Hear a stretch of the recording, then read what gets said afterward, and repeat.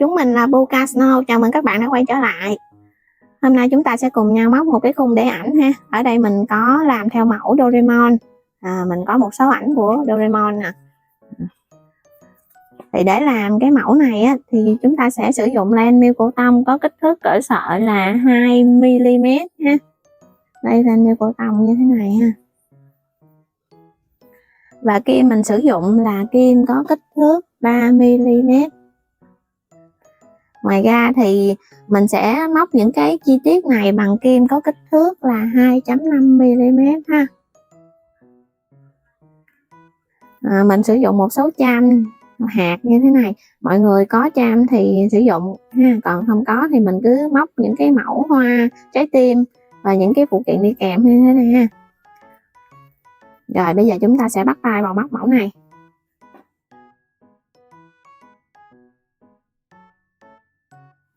Rồi trước khi móc mẫu này mình sẽ đo hình của mình. Hình này mình có chiều ngang là 5,5cm và chiều dài là khoảng 8,5cm ha. Rồi trước hết chúng ta sẽ móc cái phần mặt trước này ha.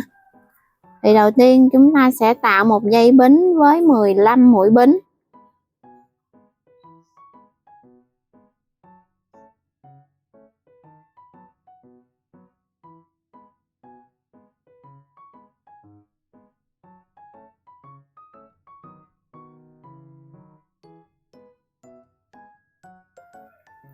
Hàng thứ nhất sau khi mà mình đã tạo được 15 mũi bính, mình sẽ móc từ mũi thứ hai tính từ kim. Đây là mũi thứ nhất, đây là mũi thứ hai. Đâm vào mũi thứ hai này và mình móc một mũi đơn. Chân tiếp theo móc một mũi đơn. Các chân còn lại mỗi chân mình móc một mũi đơn cho đến hết hàng thứ nhất này.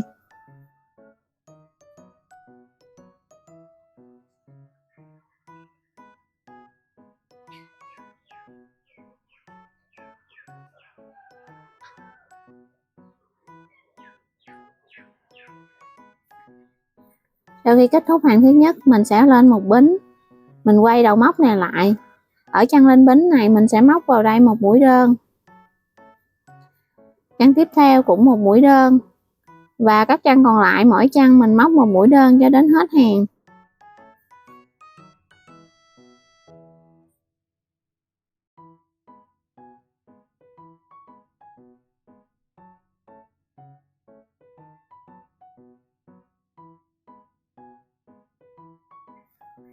Kết thúc hàng thứ hai, mình sẽ lên một bính và quay đầu móc này lại. Để bắt đầu hàng thứ ba, mình sẽ chia làm hai bên. Và bây giờ mình sẽ móc một bên trái thôi. Bây giờ chân lên bính này sẽ móc một mũi đơn. Chân thứ hai móc một mũi đơn. Và tới đây mình sẽ bắt đầu lên hàng thứ tư. Mình móc một mũi bính và quay cái đầu móc này lại. Mình móc một mũi đơn. Tiếp theo mũi đơn. Và mình sẽ lặp lại cái cách móc như thế này cho đến hàng thứ 19. Mình vẫn tiếp tục lên ha mọi người. Ở đây là hàng thứ tư rồi nè. Mình sẽ móc lên hàng thứ 5 và móc dài đến hàng thứ 19 ha.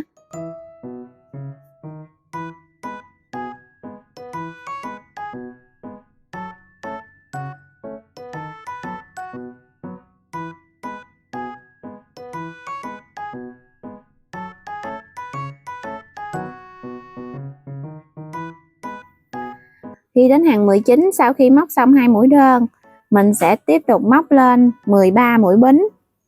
1, 2, 3, 4, 5, 6, 7, 8, 9, 10, 11, 12, 13. Và ở đây mình sẽ móc từ chân thứ hai ha. Và mình tính nó là hàng thứ 20. Đây chân thứ hai tính từ kia, móc vào đây một mũi đơn. Và mỗi chân lần lượt móc một mũi đơn.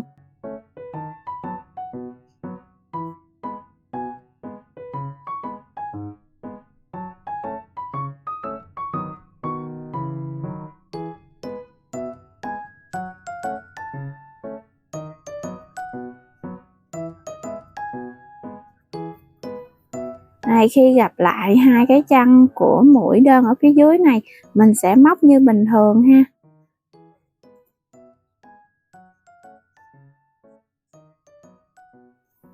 Như vậy là mình đã móc xong hàng thứ 20. Lên một bính để móc hàng 21. Chúng ta sẽ quay cái đầu móc này lại và móc mỗi chân một mũi đơn cho đến hết cái hàng này ha.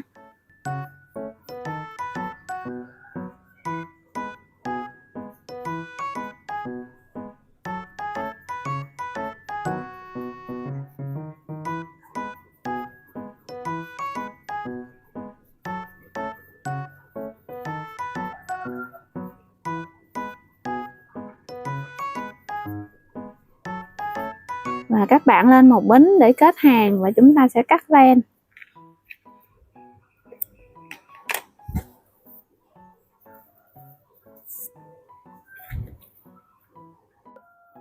Bây giờ chúng ta sẽ nối len vào để móc bên còn lại. Thì mình sẽ đối chiếu ở cái hàng thứ 3 này. Ở bì mà mình móc cái mũi đơn này, mình sẽ chiếu qua đây và mình chừa hai chân này ha, mình sẽ móc ở chân cuối và chân kế cuối ha. Đây mình sẽ đưa kim vào. Sau đó là nối len lên một bính và ở chân lên bính này mình móc vào đây một mũi đơn. Đồng thời mình kẹp sợi len thừa vào. Rồi qua chân thứ 2 mình móc một mũi đơn. Và là mình đã móc xong hàng thứ 3.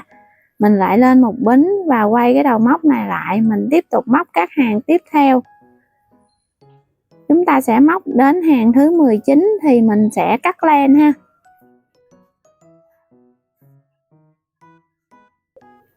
Này, khi chúng ta móc đến hàng 19 chúng ta sẽ kéo len dài ra và mình cắt len ha.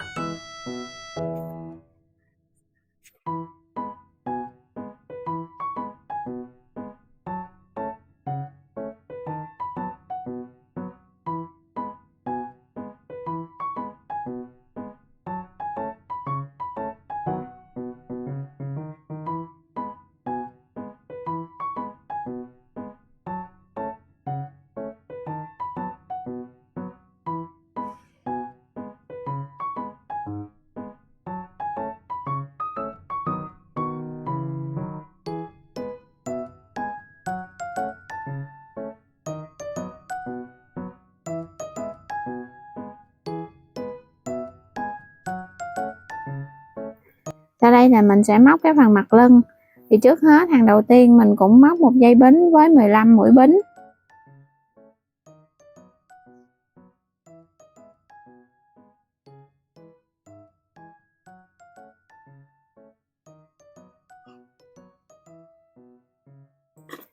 Sau khi tạo được dây bính với 15 mũi bính rồi, mình sẽ móc từ chân thứ 2 tính từ kim này một mũi đơn. Chân tiếp theo mình móc một mũi đơn. Và các chân tiếp theo lần lượt mình sẽ móc mỗi chân là một mũi đơn cho đến hết hàng nha.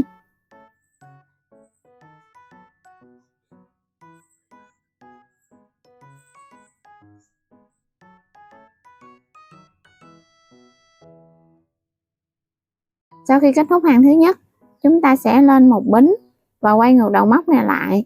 Ở chân lên bính này mình sẽ móc vào đây một mũi đơn. Chân tiếp theo một mũi đơn. Như vậy là mỗi chân chúng ta vẫn móc một mũi đơn cho đến hết hàng. Và ở mảnh sau lưng này mình sẽ móc từ hàng thứ 2 cho đến hàng thứ 21 là các mũi đơn, không có chia cạnh nữa ha.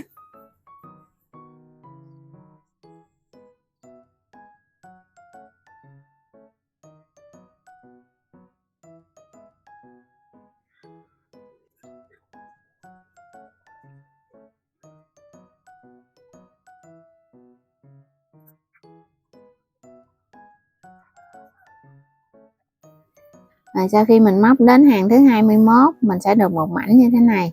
Và bây giờ là mình sẽ không có cắt len mà mình gáp nó với cái mặt còn lại. Đây. Ở đây mình sẽ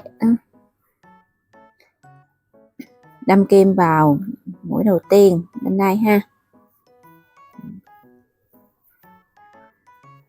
Rồi mình đâm kim, mình sẽ kéo một mũi dời.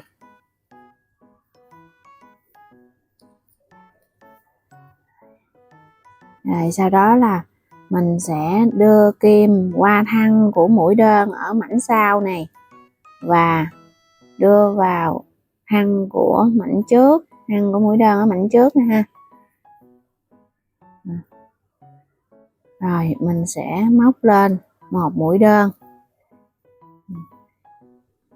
Rồi tiếp tục mình sẽ qua chân thứ hai là cái thân của hàng tiếp theo. Ở dưới này mình cũng đối chiếu nó là thân của hàng tiếp theo ha.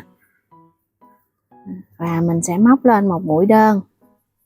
Và mình sẽ móc như vậy, mình đối chiếu ở mảnh sau và mảnh trước. Mỗi một hàng là mình móc một mũi đơn.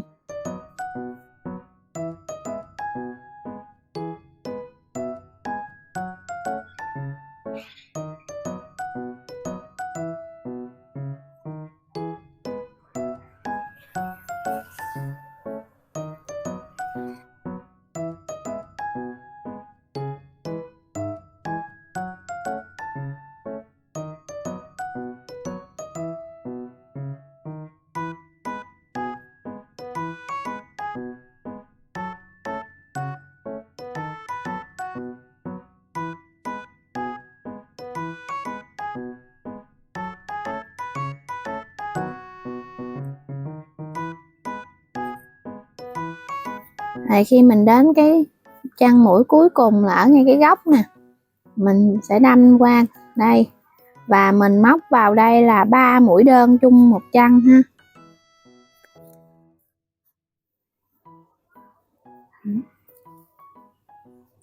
Đó, như thế này nè.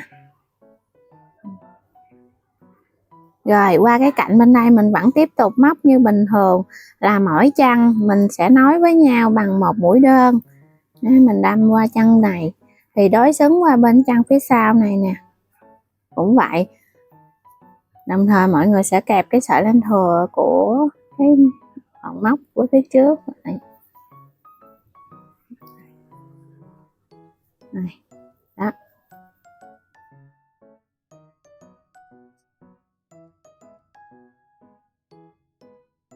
Mọi người cứ móc như bình thường, mỗi chân là một mũi đơn cho đến cái điểm ở góc thì mình móc là 3 mũi đơn chung chân.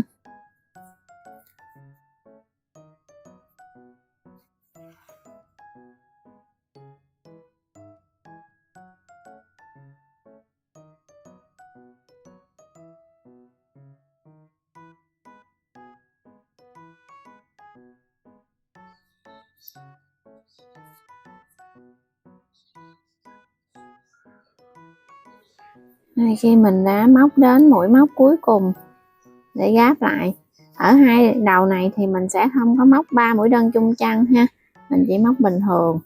Rồi bây giờ là mình sẽ lên một bính và mình quay ngược cái đầu móc này lại ha, về phía trước.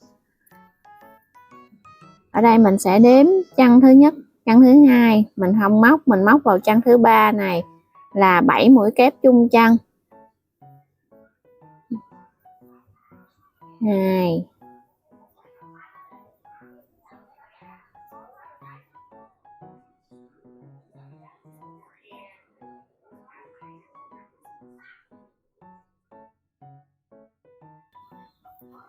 Sau khi mà mình móc xong 7 mũi kép chung chân rồi, mình sẽ đếm 1 2, bỏ hai chân này ha, mình móc vào chân thứ ba này một mũi dời.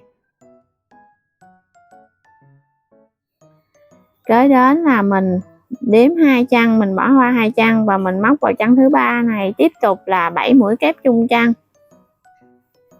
1 2 3 4 5 6 và 7. Thì mình sẽ lặp lại cái cách móc vừa rồi là bỏ 2 chân và chân thứ 3 mình sẽ móc mũi dời. Mình sẽ tiếp tục lặp lại cái cụm là 7 mũi kép chung chân này tiếp tục ha. Và mình sẽ lặp lại đi hết một vòng cho đến cái cạnh bên đây.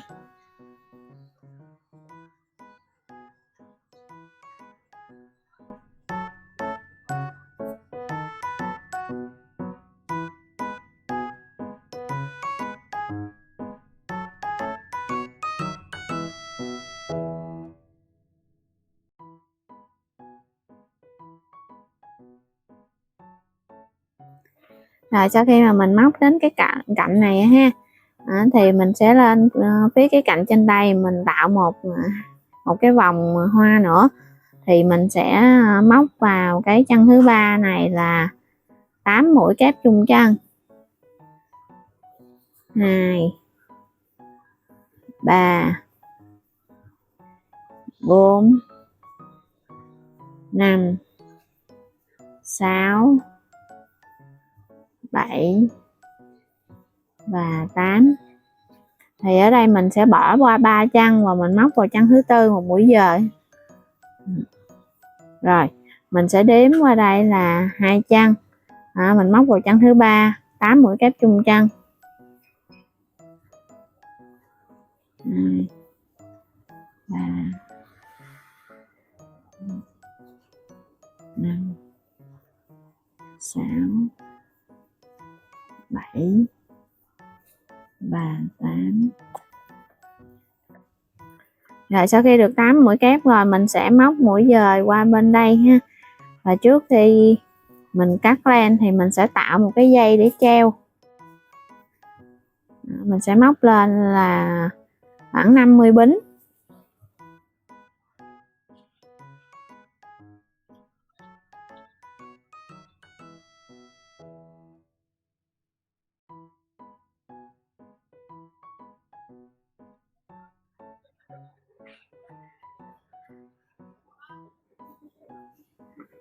Thì khi mà mình tạo được như thế này thì mình sẽ móc mũi dời vào đây để mà kết thúc hàng móc.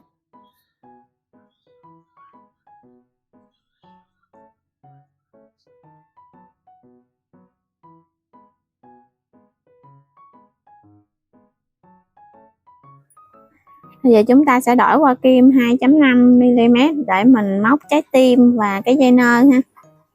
Rồi trước hết là để móc trái tim mình sẽ tạo vòng tròn mã thuật và móc vào vòng tròn mã thuật này 3 mũi bính. Sau đó mình sẽ móc 2 mũi kép đôi.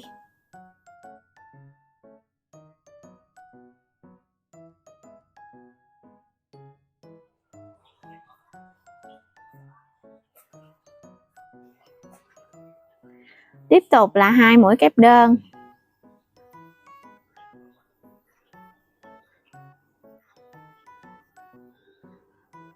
Tiếp tục mình sẽ móc 2 mũi nửa kép.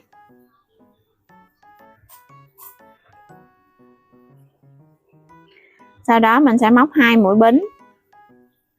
Và qua bên đây mình sẽ móc phần đối diện là mình sẽ móc 2 mũi nửa kép.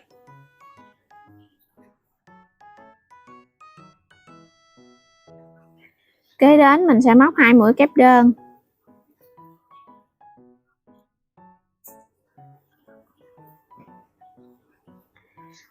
Kế đến là 2 mũi kép đôi.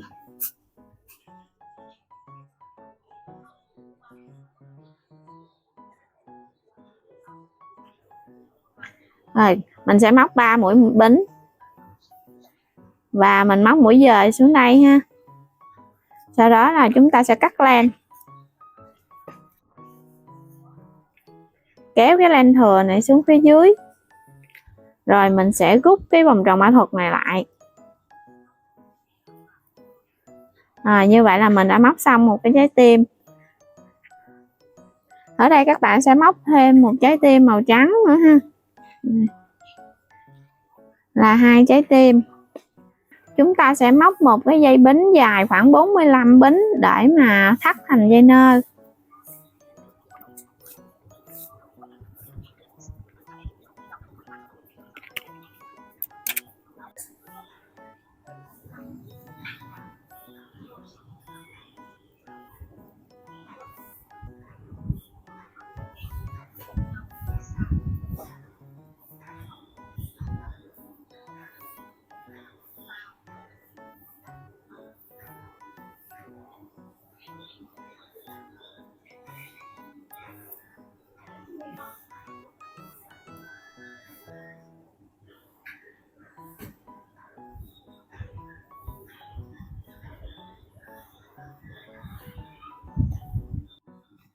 Giờ mình sẽ hướng dẫn mọi người móc cái hoa ha. Trước hết là mình sử dụng màu đỏ này để móc vào vòng tròn mã thuật này 5 mũi đơn.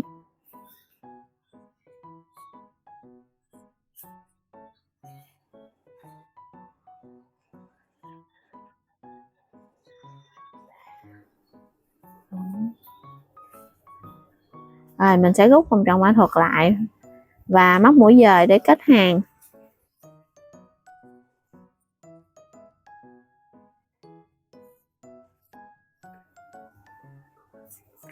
Mình sẽ kéo cái đoạn len thừa này phía xuống phía dưới.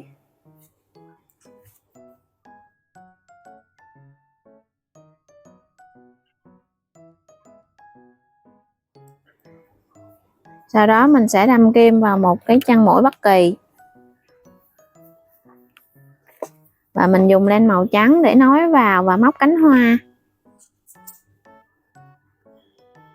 Mình sẽ móc lên 2 bính.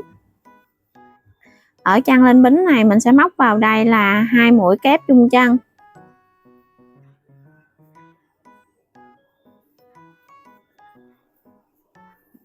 Sau đó mình móc 2 bính và mình dời qua chân tiếp theo.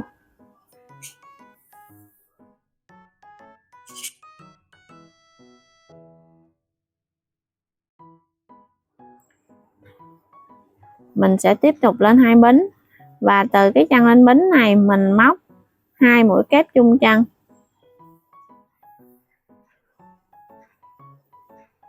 Và móc lên 2 bính. Sau đó dời xuống chân kế bên. Mình sẽ lặp lại 5 lần để tạo thành cái bông hoa.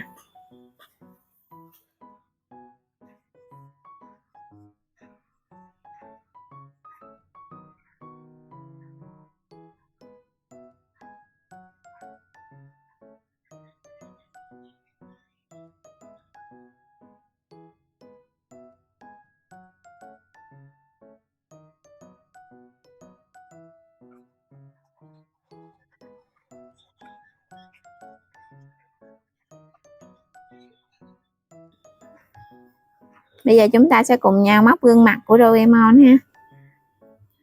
Mình sẽ tạo một dây bính với 6 mũi bính.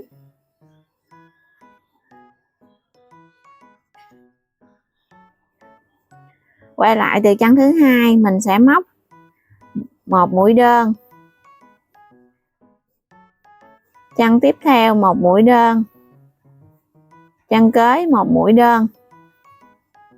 Chân kế một mũi đơn.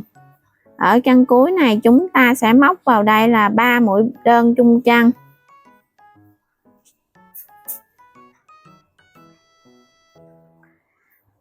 Như vậy là chúng ta qua bên đối diện này chúng ta sẽ móc đối xứng ha. Đây, chân kế này mình móc một mũi đơn.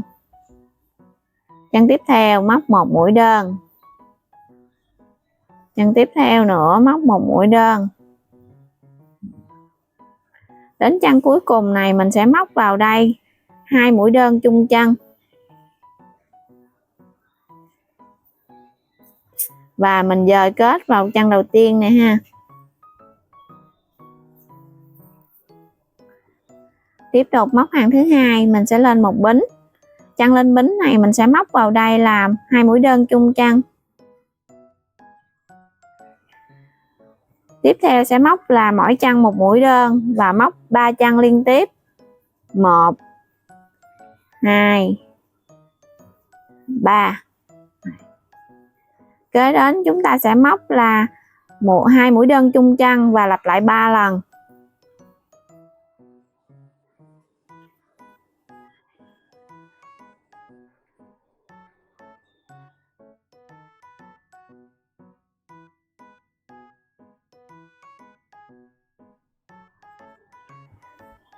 Tiếp theo là mỗi chân một mũi đơn và móc 3 chân liên tiếp.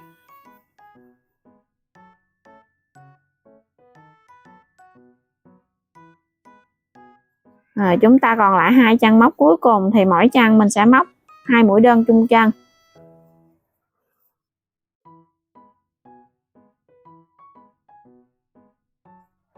Rồi, mình sẽ kết hàng. Ở đây mình đã cắt len luôn. Mình sẽ sử dụng màu xanh đậm hơn để làm cái phần viền bên ngoài. Từ cái chân mà mình cắt len nè, mình sẽ nối len vào và lên một bính. Ở chân này mình sẽ móc vào đây là một mũi đơn.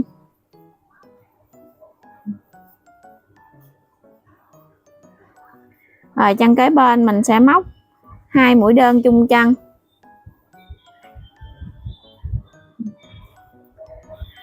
Ba chân tiếp theo mình sẽ móc mỗi chân một mũi đơn.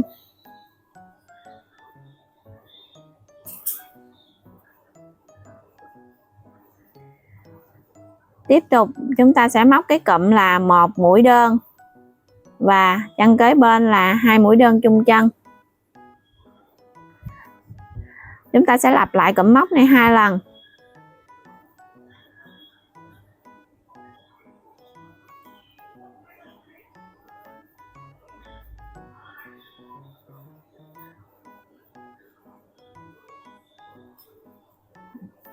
Rồi qua đây mình sẽ móc đối xứng ha. 3 chân liên tiếp này mình sẽ móc mỗi chân một mũi đơn.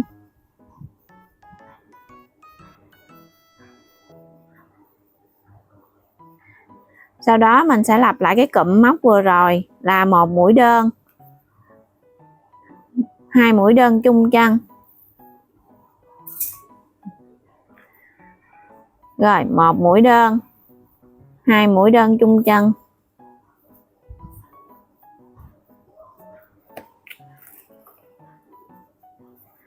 Sau đó là mình sẽ dời kết hàng và mình cắt len.